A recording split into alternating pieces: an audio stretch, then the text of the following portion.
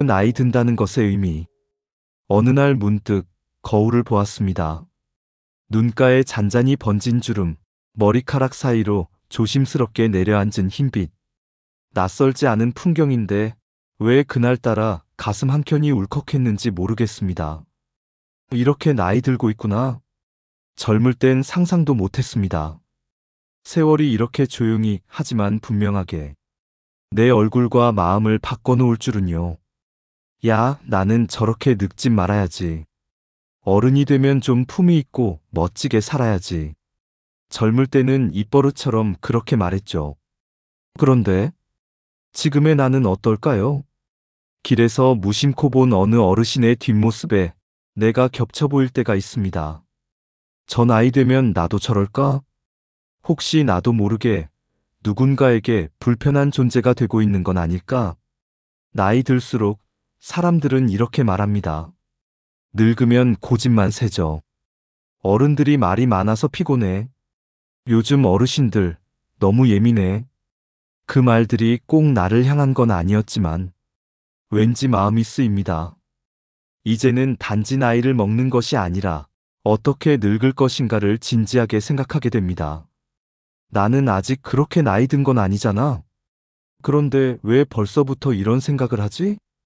그럴 수도 있습니다. 하지만 버릇은 하루아침에 생기지 않습니다. 아름답게 늙기 위한 연습은 지금부터 시작해야 합니다. 우리가 살면서 얼마나 많은 것을 쌓아왔나요? 경험도, 상처도, 사랑도, 배움도. 그 모든 것이 나이를 먹는다는 말 속에 차곡차곡 담겨 있습니다. 하지만 그 나이를 존경의 상징으로 만들 수 있을지, 아니면 불편한 존재로 전락시킬지는 오롯이 나의 선택에 달려 있습니다. 그래서 지금 이 이야기를 함께 나누려 합니다. 나이 든다는 것의 의미를, 아름답게 늙는 법을, 그리고 존경받는 어른이 되는 길을 우리 함께 천천히 걸어보려 합니다. 시작과 함께 구독과 좋아요를 눌러주세요. 삶에 도움이 되는 영상을 더 빠르게 받아보실 수 있습니다. 바로 시작하겠습니다. 나도 모르게 취해지는 5가지 행동. 젊을 때 종종 이런 생각을 했습니다. 나는 나이 들어도 절대 저렇게 되진 말아야지. 버스에서 큰 소리로 싸우는 어르신을 보며 식당에서 음식을 남기지 않으려. 접시를 싹싹 비우는 모습을 보며 젊은 사람 말에 끼어들며 자랑을 늘어놓는 모습을 보며 나는 그랬죠. 그런데요, 어느 날 나도 그런 모습을 하고 있는 자신을 발견했습니다. 첫 번째 추한 행동. 남을 깎아내리고 자신을 높이려는 사람. 나는 그래도 저 사람보단 나아. 우리 때는 다 이겨냈지. 요즘 애들은 나약해. 이런 말을 무심코 내뱉는 순간 우리는 남을 밟고 스스로를 띄우는 사람이 됩니다. 그 사람은 말이야, 남 이야기를 시작하는 순간 그건 대개 자랑의 예고편입니다. 진짜 지혜로운 사람은 자신의 가치를 타인을 깎아내려서 증명하지 않습니다. 말없이 살아온 시간이 자연스레 증명이 되는 사람이 진짜 멋진 어른입니다. 두 번째 추한 행동. 말 많은 사람, 흉보는 사람. 지하철 안, 식당에서, 모임 자리에서. 어머, 요즘 며느리가 말이야. 우리 집 사람은 어쩌고 저쩌고. 소리가 점점 커지고 말이 끊이질 않습니다. 다른 사람들은 피곤함이 쌓이고 기분 좋은 대화는 멀어집니다. 늙으면 입 닫고 지갑 열어라. 이 말에는 세월의 지혜가 담겨 있죠. 말이 많다는 건 가볍다는 인상을 줍니다. 노년의 말은 적고 묵직해야 품격이 함께 따라옵니다. 세 번째 추한 행동. 편견과 선입견으로 사람을 판단하는 사람. 어디 나왔어? 어디 살아? 거긴 좀 그렇지 않나? 이런 질문들이 너무 자연스럽게 튀어나오는 때가 있습니다. 그 사람의 삶은 졸업장 한 장, 주소 하나로 설명되지 않습니다. 사람은 너무나 다양한 배경과 사연을 가진 존재입니다. 내 잣대로 판단하는 순간 나는 다친 사람으로 보이게 됩니다. 진짜 어른이라면 묻지 않아도 느껴지고 판단하기보단 이해하려 합니다. 네 번째 추한 행동. 지나친 식탐. 오늘 음식 진짜 좋다. 이 집은 한 번 더 먹어야 돼. 그리고 자리를 옮겨 또 드시고 또. 어느새 옆 사람은 불편해지고 자연스레 시선이 쏠립니다. 나이 들어서 욕심이 보이는 곳은 생각보다 사소한 식사 자리일 때가 많습니다. 특히 상차림이 무료거나 뷔페일 때 많은 이들이 스스로를 조절하지 못합니다. 하지만 아름다운 노년은 절제에서 비롯됩니다. 많이 먹는 것이 아니라 품위 있게 먹는 것. 그것이 오래 기억되는 인상을 남깁니다. 다섯 번째 추한 행동. 말을 독점하고 잘난 체 하는 사람. 내가 그땐 말이야. 그거 다 내가 해본 거야. 그 시절엔 내가 제일 잘 나갔지. 말마다 자신이 중심이고 남의 말은 끊기 일쑤입니다. 말 많은 노인은 듣는 이에게 짐이 됩니다. 반대로 적절한 순간에 묵직한 한마디를 던지는 어른은 그 자리에서 중심이 됩니다. 나이를 먹는 건 어쩔 수 없어도 추하게 보이는 건 선택이다. 이 말이 마음에 오래 남습니다. 나이가 들었다는 이유만으로 존경받는 시대는 끝났습니다. 이제는 어떤 태도와 말투, 어떤 배려와 절제를 보이는지에 따라 그 사람의 인품이 드러납니다. 우리는 어떤 노년을 준비하고 있나요? 나도 모르게 추해지지 않기 위한 다짐, 오늘 이 5가지를 가슴에 깊이 새겨봅니다. 사람들이 멀어지는 말 습관과 태도들. 아니, 내가 뭘 그렇게 잘못했나? 예전엔 다들 잘 따랐는데. 그렇게 말하는 어느 어르신의 뒷모습이 왠지 쓸쓸해 보였습니다. 하지만 그 말, 그 행동, 아무렇지 않게 넘겼던 것들이 사실은 주변을 조금씩 멀어지게 만든 건 아닐까요? 우리는 종종 내가 틀린 게 아니라 세상이 변했다고 말합니다. 그 말 속엔 섭섭함도, 억울함도, 그리고 어쩌면 무지함도 숨어 있을지 모릅니다. 자기 얘기만 하는 사람. 나는 말이야 예전에 이런 일도 겪었고, 그런 일도 해봤고. 대화가 아니라 독백이 되어버린 순간 상대방은 이미 그 자리에 없습니다. 경청은 선택이 아니라 존중입니다.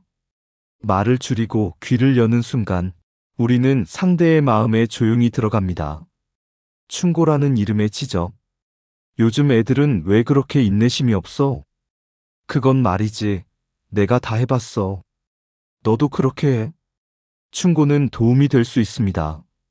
하지만 톤과 시기, 상대의 감정을 놓치면 그건 충고가 아닌 지적이 됩니다. 나이 든 어른의 조언이 무게를 가지려면 먼저 그 사람의 상처와 상황을 알아보려는 마음이 앞서야 합니다. 과거에 갇힌 사람. 우리 때는 말이야, 그 시절엔 이랬는데. 우리는 과거를 자랑 삼아 이야기하지만 듣는 이는 지금을 무시당하고 있다고 느낍니다. 삶의 지혜는 과거의 경험이 아니라 현재를 살아내는 태도에서 나옵니다. 옛 이야기는 가끔 꺼내야 따뜻하고 늘 꺼내면 지겨워집니다. 감정을 조절하지 못하는 사람. 작은 일에도 금세 얼굴이 붉어지고 버럭 화를 내고 목소리가 커지는 사람. 왜 저렇게까지 화를 낼까? 조금만 침착하면 좋을 텐데.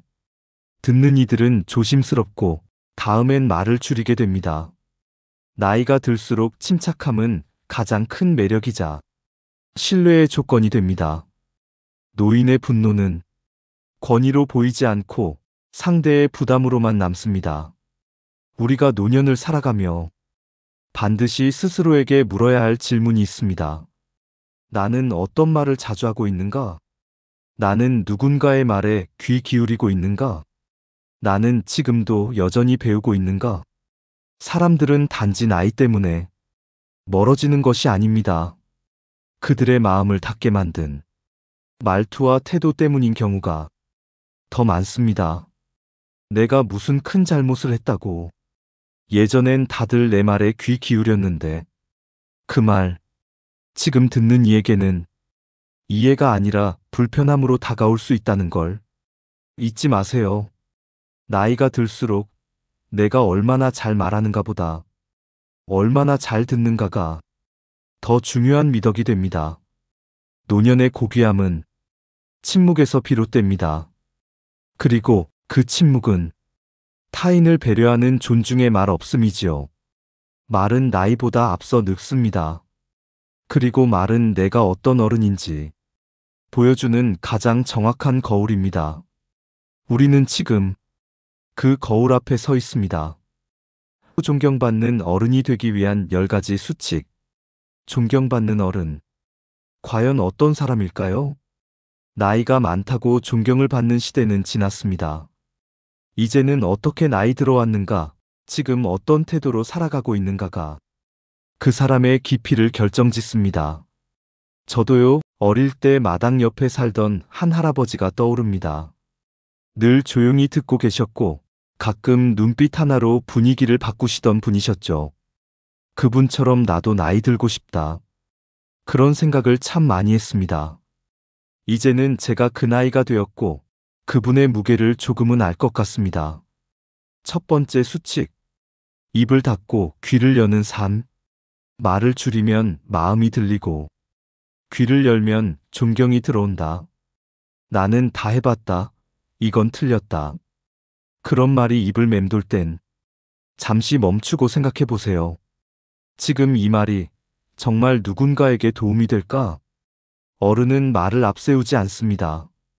듣고 또 듣고 한마디의 무게를 아는 사람, 그 사람이 존경받는 어른입니다. 두 번째 수칙. 돈보다 따뜻한 지갑 열기. 나이가 들면 경제활동은 줄어듭니다. 그럼에도 지갑은 인간관계의 윤활유가 되죠. 돈이 많아서 베푸는 것이 아니라 마음을 담을 줄 아는 지갑이 필요합니다. 작은 커피 한 잔, 밥 한 끼를 건네며 내가 너를 생각하고 있다는 그 메시지. 그게 바로 존경을 부르는 진심입니다. 세 번째 수칙. 어느 날 거울 속 제 표정이 너무 낯설었어요. 항상 찡그리고만 있었더라고요. 그날부터 저는 하루에 한 번 거울 보고 먼저 웃기로 했습니다. 어른의 분노는 쉽게 무게를 잃습니다. 반대로 어른의 웃음은 오래 남습니다. 요즘 애들은 참 답답해. 우리 때는 말이야. 이런 말이 나올 때마다 나는 오늘의 사람들에게 과거를 강요하고 있는 건 아닌지 돌아봅니다. 잔소리는 멀어지게 하고 웃음은 다시 오게 합니다. 네 번째 수칙. 고집을 내려놓고 양보하는 미덕. 이건 내 방식이야. 그건 내가 살아온 방식이라고. 그 말이 익숙한 사람일수록 타인과의 관계에서 벽이 높습니다. 고집은 자신을 위한 것이지만 양보는 모두를 위한 선택입니다. 존경은 내가 먼저 물러설 줄 아는 겸손한 한 걸음에서 시작됩니다. 다섯 번째 수칙. 젊은 사상을 비판하지 않기. 요즘 젊은이들은 너무 정치적이야. 그게 무슨 생각이냐? 그들의 사고방식이 낯설고 이해 안 될 수 있습니다. 하지만 인정받고 싶은 마음은 세대를 막론하고 똑같습니다. 그들을 향한 비판보다 신뢰와 인정의 말 한마디가 관계의 문을 엽니다. 여섯 번째 수칙. 경험을 버리고 새롭게 경험하기. 내가 다 해봤어. 예전엔 안 그랬어. 이 말들은 오늘을 사는 이들에게 내일의 가능성을 닫게 합니다. 과거의 경험은 방향을 제시할 수는 있어도 답이 되지 않습니다. 진짜 어른은 배운 것을 잊을 줄도 아는 사람입니다. 일곱 번째 수칙. 젊은이의 사생활에 간섭하지 않기. 결혼은 언제 하냐? 그 직장은 불안한 거 아니야? 나쁜 뜻이 아니란 걸 알지만 상대는 감시받는 느낌을 받습니다. 어른은 묻는 사람이 아니라 믿는 사람이어야 합니다. 이젠 질문보다 박수를 보내는 법을 배워야 할 때입니다. 여덟 번째 수칙. 마음은 비우고 감정은 채우기. 욕심을 버린 자리에 감동이 들어올 수 있습니다. 나이 든다는 건 무언가를 채우는 시기가 아니라 가장 소중한 것만 남기는 시기입니다. 그 빈자리에 감정을 감사를, 여유를 담는 것. 그게 인생 후반의 품격입니다. 9번째 수칙. 자주 목욕하고 깔끔하게 입기. 외모는 사소한 듯 보여도 존경을 만드는 큰 요소입니다. 냄새가 아닌 향기를 남기고 허름함이 아닌 단정함으로 기억되게 하세요. 깔끔한 셔츠 하나, 깨끗이 닦은 손톱 하나가 그 사람의 생활 태도를 보여줍니다. 10번째 수칙. 유익한 것은 남에게, 유용한 것은 나에게. 이젠 큰 집도 필요 없어. 그냥 편한 의자 하나면 돼. 나이가 들면 가치보다 가치 있는 것을 분별할 줄 알아야 합니다. 강남 땅보다 편한 리클라이너 한 개가 더 소중한 지금. 남을 위한 유익은 남기고 나를 위한 유용은 현명하게 선택하세요. 이 10가지 수칙은 우리 모두가 언젠가는 반드시 마주해야 할 삶의 태도입니다. 나이 든다는 건 변해가는 세상에서 변하지 않아야 할 것을 지키는 동시에 변해야 할 자신을 먼저 알아보는 일입니다. 존경받는 어른은 많은 걸 아는 사람이 아니라 많이 품는 사람입니다. 그렇게 품 넓은 한 사람이 세상을 따뜻하게 바꿉니다. 또 아름답게 늙어가는 5가지 방법. 아름다운 젊음은 우연한 자연현상이지만 아름다운 노년은 예술이다. 미국의 퍼스트레이디였던 엘레너 루스벨트의 말입니다. 그 말을 처음 들었을 땐 솔직히 와 닿지 않았습니다. 하지만 점점 세월이 흘러 나도 인생의 오후를 맞이하고 보니 이 말이 가슴에 깊이 새겨지더군요. 젊음은 저절로 오지만 아름다운 늙음은 훈련이 필요하다는 걸 이제는 압니다. 첫 번째 방법. 감사하는 마음으로 살아가기. 감사하긴요, 가진 것도 없고 남은 시간도 짧고 그렇게 생각했었습니다. 하지만 돌이켜보면 살면서 받은 선물들이 참 많았습니다. 그땐 미처 몰랐을 뿐이죠. 작은 것에 감사할 줄 아는 사람만이 노년에도 따뜻함을 잃지 않습니다. 아침 햇살 하나, 내 이름을 불러주는 이 하나에도 고개를 숙일 줄 아는 사람. 그런 사람이 아름답게 늙어갑니다. 두 번째 방법. 열정을 잃지 않는 삶. 이제는 늙어서 뭐래. 그 말이 입에서 돌기 시작하면 삶이 진짜로 멈춰버립니다. 역사 속 수많은 위인들이 60세 이후에 업적을 남겼다는 걸 잊지 마세요. 나이 들수록 필요한 건 체력이 아니라 열정입니다. 책을 읽고, 걷고, 그림을 그리고, 배우는 걸 멈추지 마세요. 마음이 움직이는 사람은 얼굴도 말투도 삶도 살아있습니다. 세 번째 방법. 인간관계의 중심을 나가 아니라 우리로. 이젠 만나는 사람도 없고 연락 오는 사람도 드물고 그런 고독은 때때로 내가 중심이었던 관계에서 비롯되곤 합니다. 인간관계는 나이 들수록 배려의 거리가 필요합니다. 누군가에게 먼저 안부를 묻고 불쑥 음료를 건네며 괜찮으세요? 한마디 묻는 것. 그 작고 따뜻한 마음들이 당신을 다시 찾게 만들고 존경하게 만듭니다.